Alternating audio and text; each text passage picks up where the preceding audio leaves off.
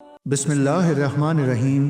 سورہ نصر ترتیب کے اعتبار سے 110 نمبر پر ہے۔ یہ مدنی صورت ہے۔ اس میں 3 آیات ہیں۔ اس سورہ مبارکہ کے کئی نام ہیں۔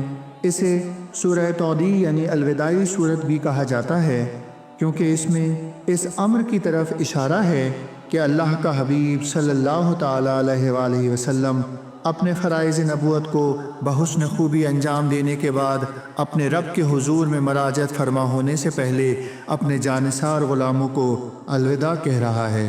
اسے سورہ فتح بھی کہتے ہیں، لیکن اس کا مشہور ترین نام سورہ نصر ہے، جو پہلی آیت سے ماخوذ ہے۔ ہجرت کے بعد جو سورت مکہ مکرمہ میں نازل ہوئی اسے بھی مدنی صورتوں میں شمار کیا جاتا ہے۔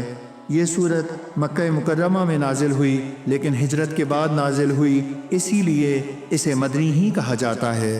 علماء کرام نے تصریح فرمائی کہ قرآن کریم کی یہ آخری مکمل سورت ہے جو سرور عالمیہ علیہ الصلاۃ والسلام پر نازل ہوئی۔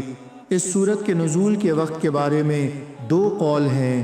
ایک یہ کہ یہ فتح مکہ کے وقت نازل ہوئی، یہ وسعت سعید ہے کہ چند سال پہلے جو ہستی یہاں سے ہجرت کرنے پر مجبور ہوئی تھی اور اس کے ساتھ صرف ایک جانثار ابو بکر تھا،